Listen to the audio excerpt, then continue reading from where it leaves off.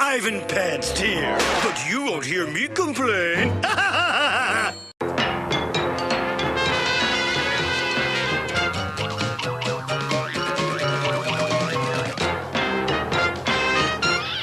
Cartoons. Mama had a chicken. Mama had a cow. Dad was proud. He didn't care how. Oh, so you don't care about taking your wife to the hospital then? Okay then let's focus on wondering if the mom can give birth to more cows and chickens and sell them for profits to get filthy rich! Cow and Chicken is one of those shows I respect more than I like. Kinda like Dexter, but I do like this show more than Dexter. Like Johnny Bravo, I had low expectations going into this one, and just like Johnny Bravo, they actually did exceed my expectations. So, what's Cow and Chicken about? Well, that title kinda gives it away. It's about a chicken that's 11 years old and a cow that's 7, doing whatever in any single episode. They want to have Cow and Chicken dance in Winnie costumes? They can. They want to have Chicken go to a human person and think that he's one of the human prisoners? Butts and taters, please.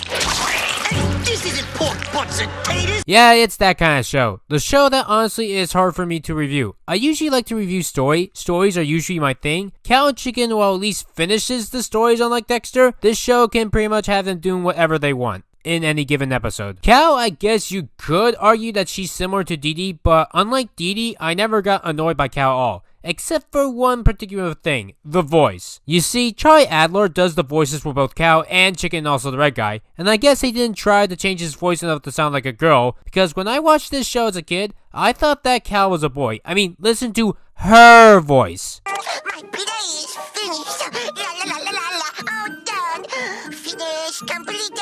That to me sounds like a boy, and yes, I am aware that a boy voices her, Charlie Adler, but in the realm of voice acting, you need to change up your pitch if you want to sound like a different gender, and don't give me the excuse that one gender can't voice the other gender while sounding like said gender. Tara Strong voices Timmy Turner in The Fairly OddParents, and Timmy in that show does sound like a boy, or in The Simpsons with Bart, a boy voiced by a woman. And the other way around with one of the girl kids in Bob's Burgers voiced by a boy. You could say for Cow, I should be able to tell it's a girl because of the others, but I was a kid that didn't know the full difference with cows and bulls. I mean, in Nickelodeon's Barnyard, Otis, the male protagonist, is a male cow with others, even though in real life males are bulls and bulls don't have others. At times, Cow kind of sounds like Double D from Ed, Edd and Eddy, and as a kid, I thought that Double D was a girl as well. Cow and Double D don't exactly have the same personalities. Cow is more similar to Ed from Ed, Edd and Eddy than Double D. I don't have much to say on the mom and dad in this show. They're just like the stereotypical parents in animation that don't show who they look like, kind of like Tom's owners in Tom and Jerry, or the Oh Yeah cartoon episodes of The Fairly OddParents, or season 1 of The Loud House. Though I think for Cow and Chicken, they do have a little fun with this. In their cartoon episode, it's shown that the parents don't have upper bodies, which is funny in hindsight. Speaking of the pilot episode, there's the devil. Hello, I'm Rear Admiral Floyd. No, that's the name that the devil was given later on in the show. His name at first was... It's me, the devil. The devil, or red guy, whatever you prefer to call him, is the best character of the show. Though I still love Cow and Chicken in and of themselves, but the red guy makes it amazing. His mannerisms and his way of dialogue is just the best. Charlie Adler put most of his talent into him. If you like Discord from My Little Pony or him from the Powerpuff Girls, chances are you'll love the red guy or devil. The show definitely is not afraid to show off its grosser edge.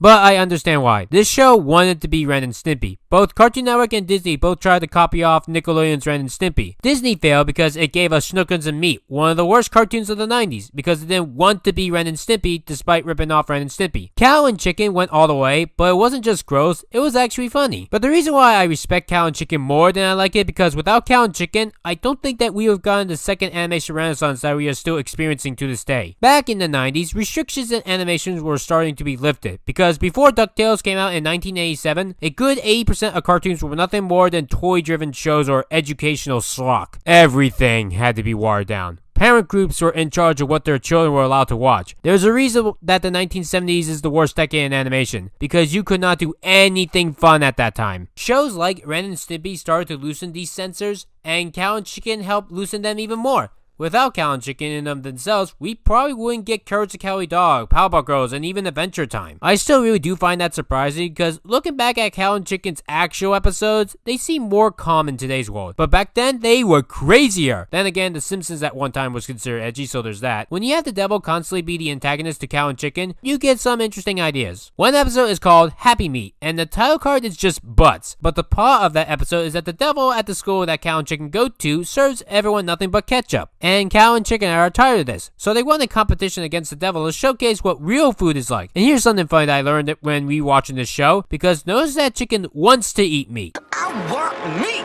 I am gonna run her ketchup kitchen out of business. Wanna try my ketchupy fish balls? No food for you either! You're both gonna starve! Before this review, I thought that chickens were vegetarians. You know, didn't eat meat. But no, chickens are omnivores. So Cow and Chicken is more right about its animals than I thought. Then again though, chickens don't normally eat meat, but they can eat meat. Oh, by the way, that episode had a joke about a guy implying that he fucked a chicken. And apparently that's Chicken's grandparents. Honey, you're the greatest.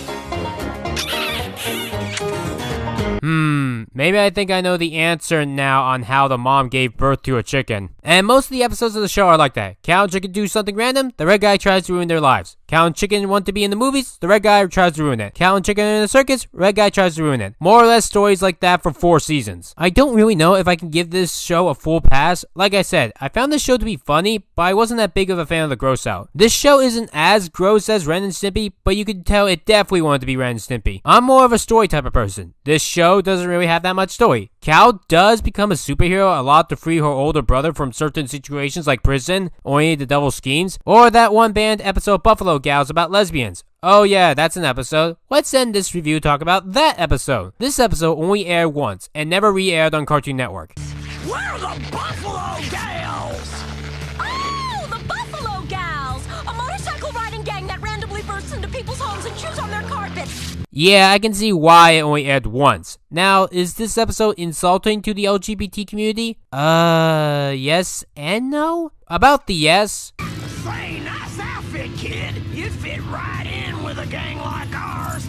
Here's my card. Yeah, you can tell that this is stereotypical. It's like the gay guys written in Family Guy, with their accents. Why am I also saying no on the insults? Because this episode was made in the 90s. Back when LGBT people weren't given rights. Gay marriage wasn't even legalized yet, and this is kind of how people view LGBT people back then. If you made this episode today, you'd be hated by the red guy in back. You would be a homophobe. When many things first start off in animation, they usually do start off bad, but lead to better things. For example, in The Legend of Korra, we don't get anything LGBT positive until the final episode's final scene, but it broke the mold and helped lead to things like openly gay characters in the Loud House. Friendship is Magic showed LGBT characters in Season 9, and that will probably help open up more better LGBT representation in the future. In Cartoon Network's case, Cow and Chicken doing this probably did eventually lead to shows like Steven Universe having their first ever gay marriage in a kids cartoon, or Clarence and We Bare Bears with LGBT couples. Cow and Chicken definitely broke molds and was definitely important for Cartoon Network's history, but as for going back to this show, it's hard to do. Probably has the Seinfeld is unfunny trope, but I still did laugh at this show. But I bet it was better in the 90s when the world was a different place. I do have to end this review now because there really is not much else new that I could say about this show, and I don't like repeating myself.